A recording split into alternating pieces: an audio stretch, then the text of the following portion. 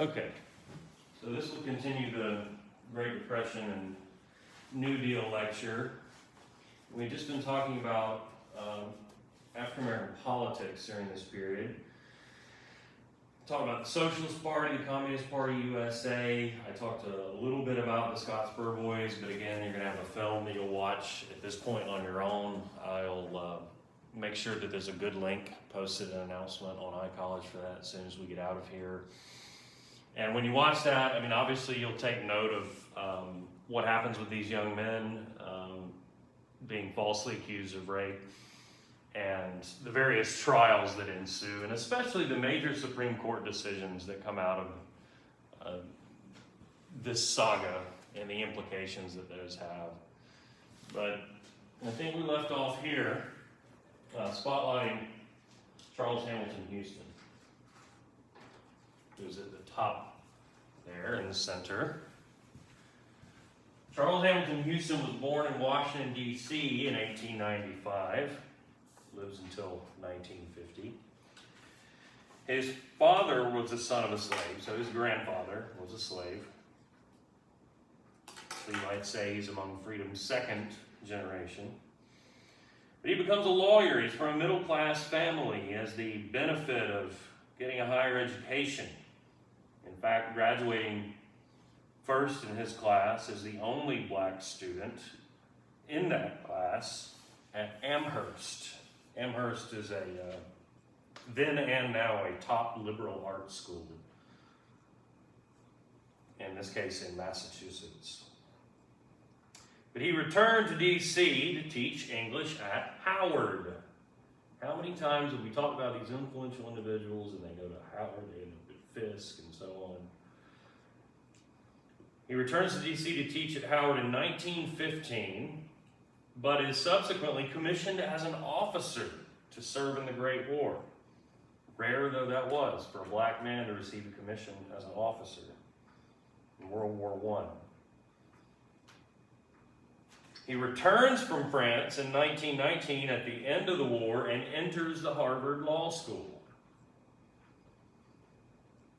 We've seen before where Du Bois and a few others had attended Harvard Law, but Charles Hamilton Houston becomes the first black student to sit on the editorial board of the Harvard Law Review. Something that President Obama did when he was there.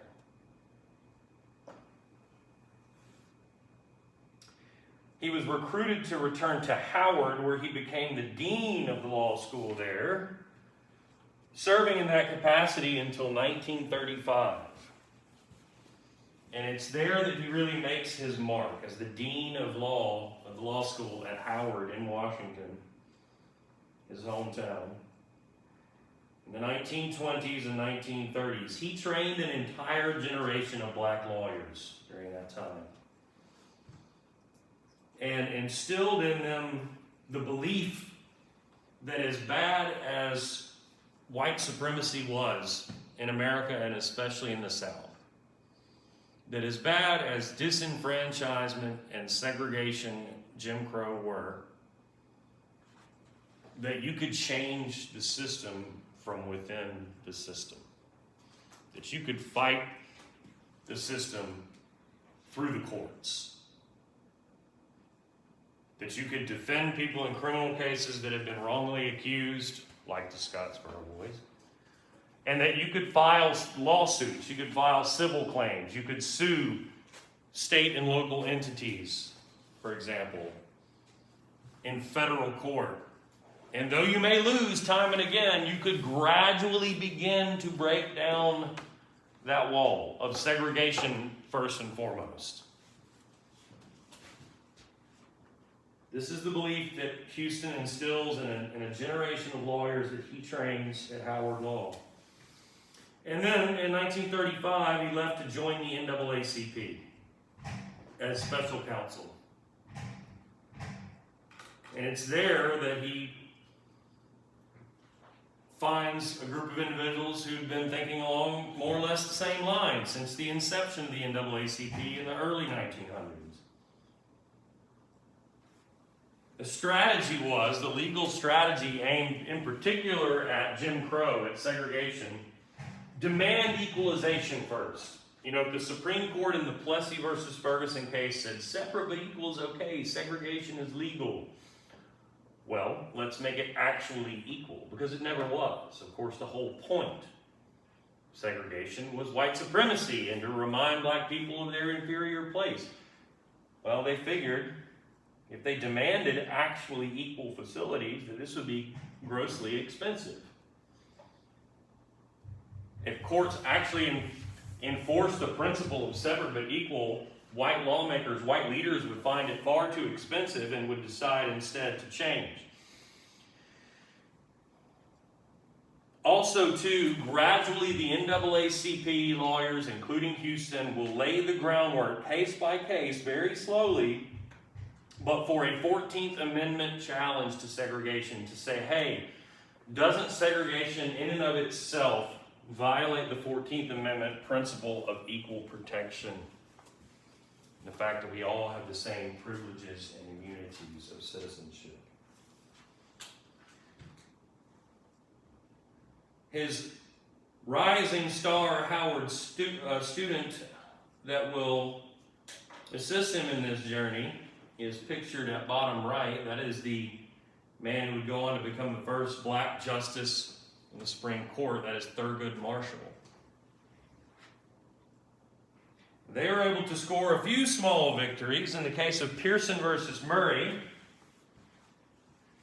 they were able to get a court to classify a racial ban on students at the University of Maryland law as unconstitutional. So that's one school and one victory in one court, the state court notably, but it's something.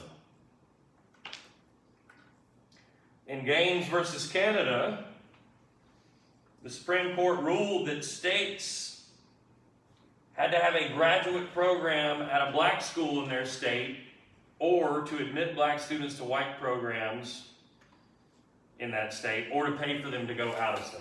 I know it was a lot, but let's just say, take for example, Alabama. Alabama at the time, what are the HBCUs? There's Alabama State, there's Alabama A&M, there's Tuskegee, which is private. But you got the two state schools, neither of which had law school. The law school in the state of Alabama at the time was the University of Alabama. So there is no option for a black student in Alabama to get a law degree because the University of Alabama did not admit black students. And they couldn't go get it from a black institution because the main ones in the state didn't have law schools. Does that make sense?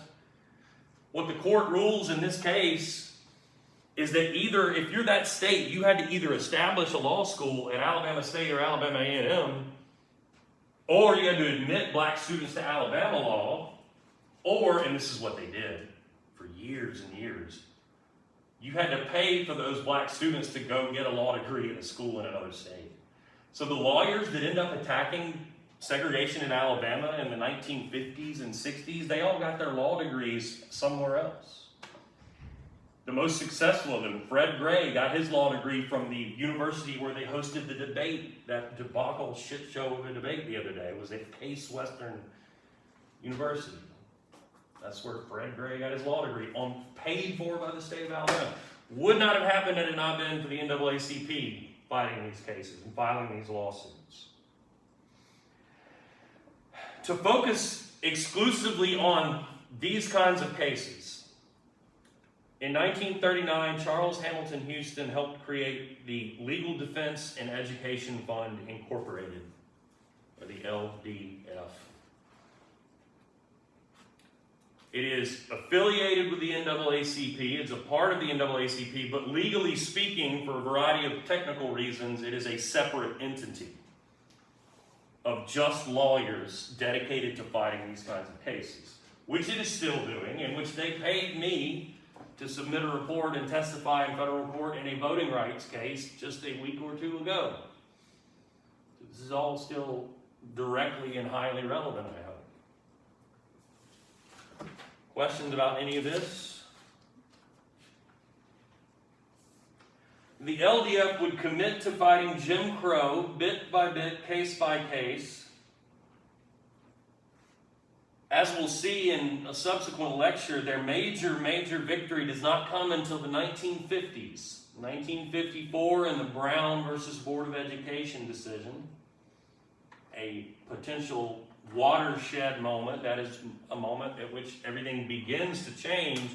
But I would stress that word begins to change because, as we'll see, it takes 20 years for them to begin to enforce the Brown decision, desegregating public schools in the South and then elsewhere.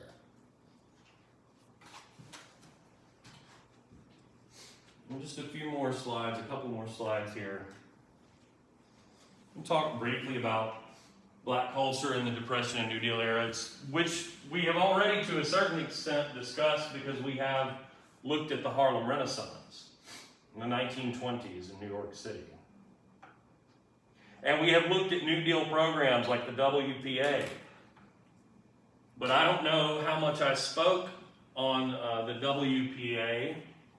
You'll recall the Works Progress Administration, the Federal Work Relief Program, created by the Roosevelt administration during or as part of the New Deal, as part of deficit spending to help rejuvenate the economy, to give people jobs, to give them money to buy things, to help boost the American economy.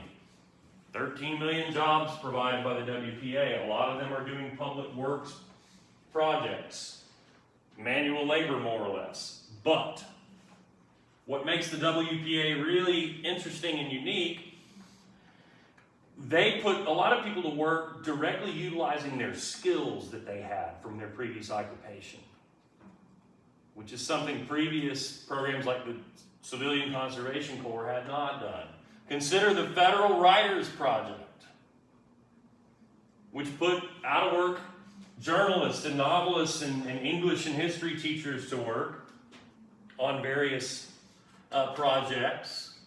Most notable for our purposes is that a lot of black writers and white writers and others were a part of a team that goes into the South and quite literally in some cases goes door to door interviewing elderly black people who had been alive during slavery times and were still alive.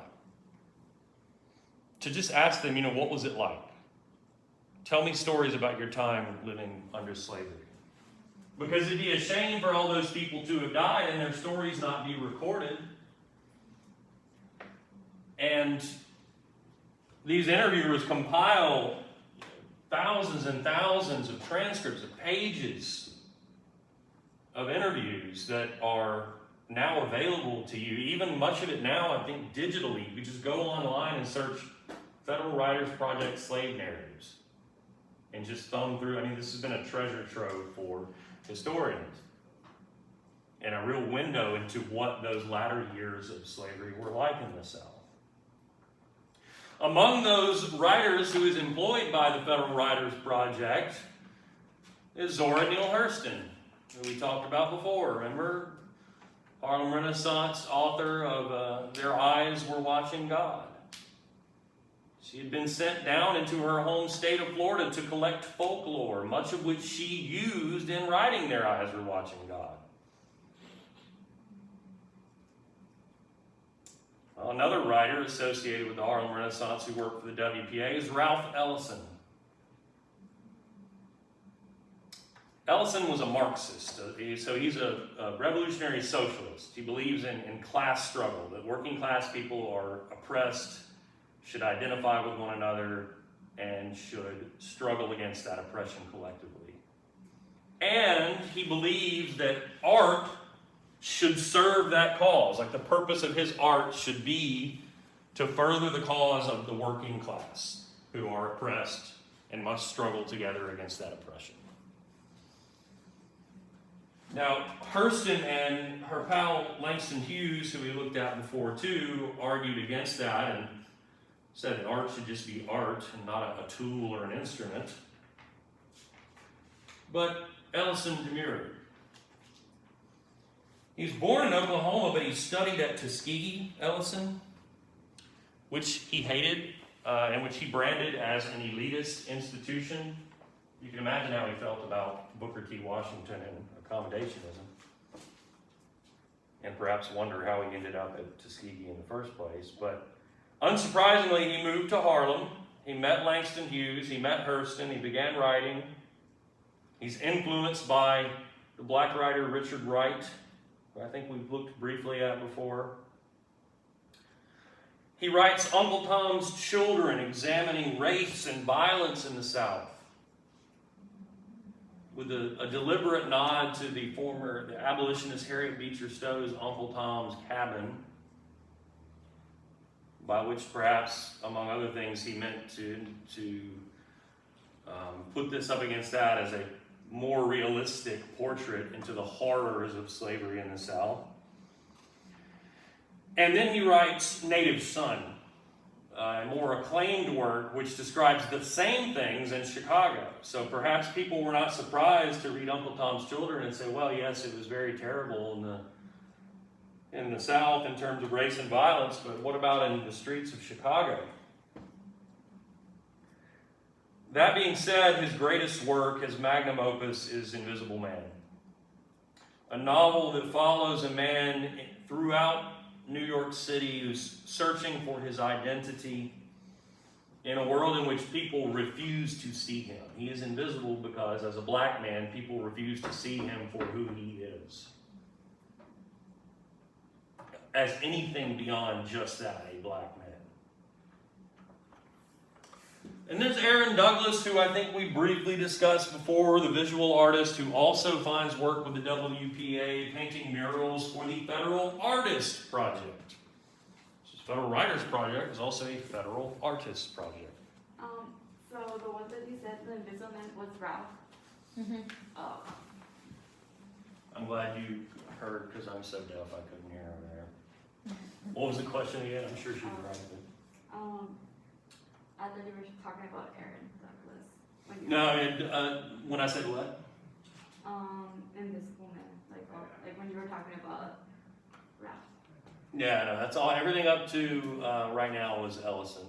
LG is going to roast me really bad on this. My friend who watches these lectures.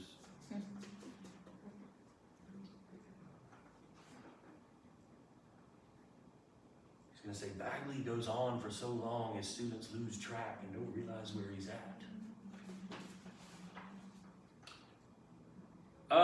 But Douglas, I was going to say, let's see. Oh, he hates this too when I get on Google Earth. Especially when I haven't like vetted it before and know exactly what I'm looking for, and I just kind of bumble around. But that's all right. Perhaps it'll become my bête noire. Let's see.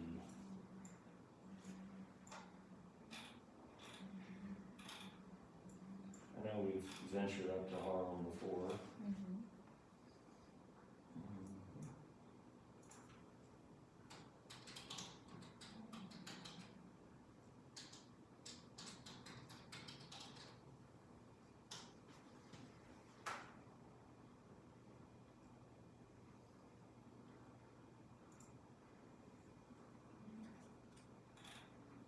Marcus Garvey Park. There you go.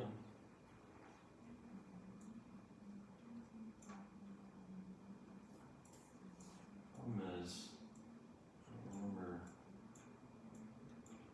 exactly. Let's see.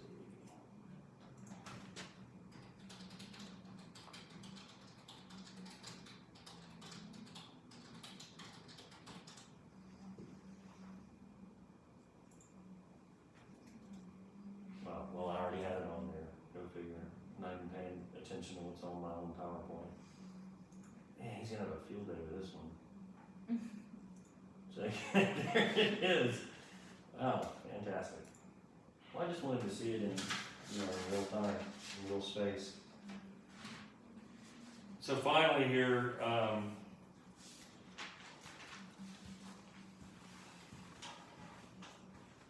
few more glances at black culture during this period. In music, big band jazz still dominated. We talked about that before.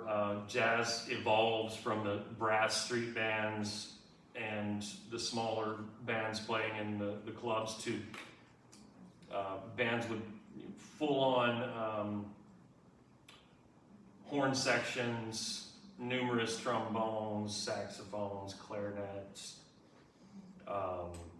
cornets, tubas, usually a band leader playing piano, an upright bass player, eventually an electric guitar player, and so on. That's still the dominant form if you're going to the big clubs, but smaller groups and solo acts also began to enjoy success too. For really the first time. And I would say here, look especially at Billie Holiday, who scores a major hit with her song Strange Fruit.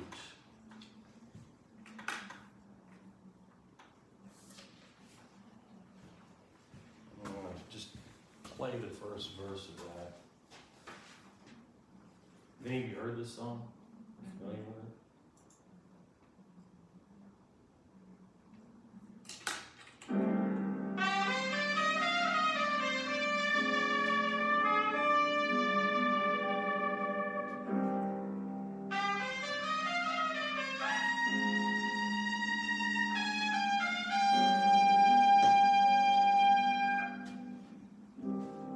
Southern trees bear strange fruit,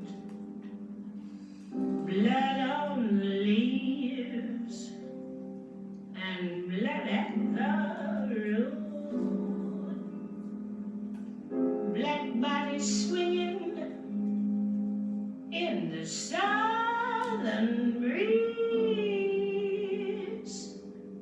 Strange fruit hanging from the poplar trees. What's she talking about? Southern trees bear strange fruit, blood on the leaves, blood on the root, black bodies swaying in the southern breeze, strange fruit hanging from the poplar trees. Lynching. It's an anti-lynching song. So we can see her in carrying forth the tradition of Ida Wells that we looked at pretty closely. In sport, baseball had just recently been established as America's pastime, but the pro baseball, Major League Baseball League was segregated. So black people started their own Negro National League in 1920 and a Negro American League in 1937 to counter the white National League and American League. There was also a Negro Southern League created in 1920. Atlanta had a team. Birmingham had a team, other southern cities. The pattern in a lot of those places was to name, like if the local team, let's say that the local team was the Braves, it wasn't at that time. But then the Negro League team would be the Black Braves, right? Or if the local team was, the Nationals, they'd be the Black Nationals. Oh, back then, the Atlanta white team was called the Crackers. So the Atlanta Negro League team were the Black Crackers. One of the great names of the Negro League. Boxing was also really popular, as you know. We looked at earlier some great champion boxers, most especially Jack Johnson. Nobody was more successful, though, than the Brown Bomber Joe Louis. From not far from where I went to high school, from Lafayette, Alabama, or Lafayette, as they say it down there, Lafayette. Joe Louis becomes the heavyweight champion of the world. He defeated Italian champs, German champs, anyone that came his way. And just like we saw with Jack Johnson, this was in the eyes of many African Americans, a man delivering blows against white supremacy. And I mention Italian and German champions specifically because fascism was on the rise or had already been established in those two countries, which would lead to the rise of the Nazis and of Adolf Hitler, who were, of course, profoundly racist. See, in that same vein, at the 1936 Olympics, which just so happened to be held in Berlin in Germany, one of the great champions there was the American sprinter Jesse Owens. Hitler is the host of these Olympics. Here is a man espousing biologically racist views openly and fanatically, claiming that his German people are the greatest people on earth and a purified race. And yet, here's Jesse Owens, a black man from America, not just beating everyone, but destroying world records in the process. In Berlin, he sets 3 world records and ties another. Humiliating for Hitler and his fascist ideology.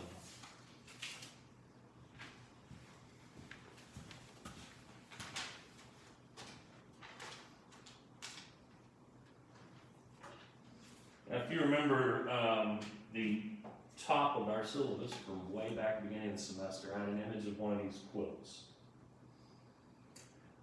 From another rural location in the Alabama Black Belt, Gee's Bend, a very isolated area in the western Alabama Black Belt.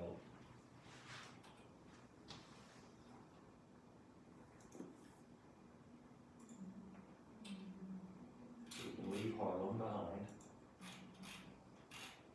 Fly south.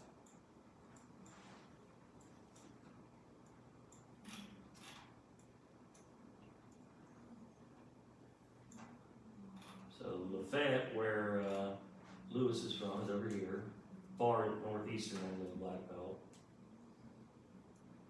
Gee's Bend would be somewhere way the heck down here, the heart of the western Black Belt. And I don't trust myself enough to just zoom in and find it. Thanks. Yeah.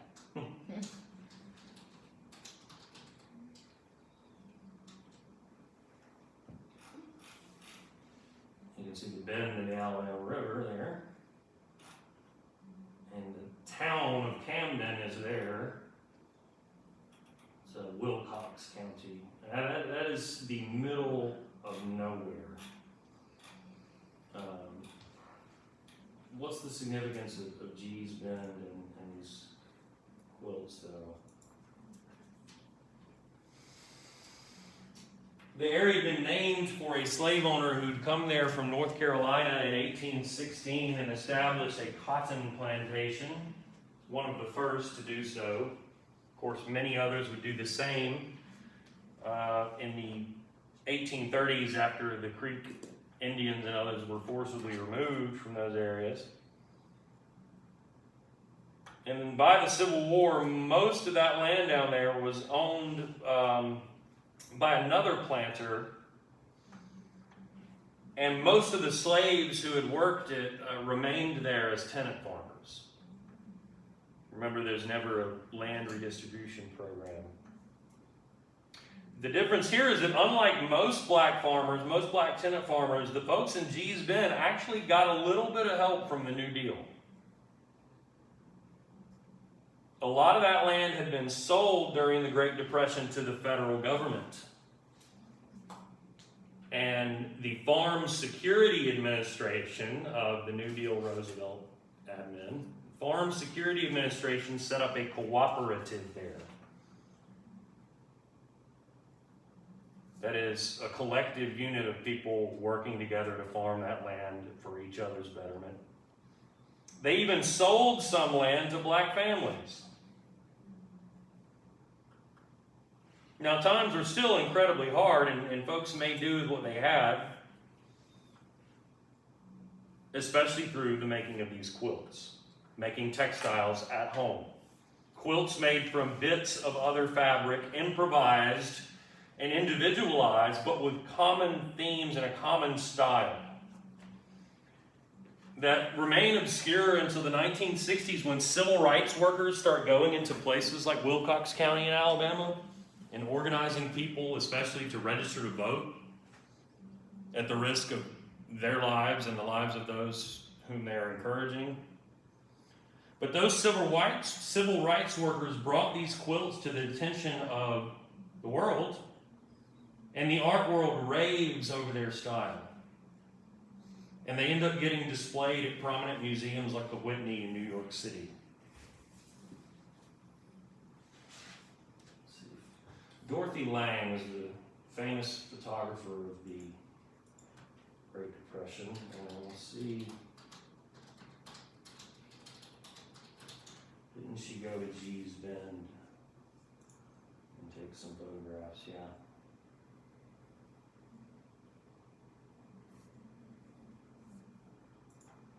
There's Gee's Bend quilter at work.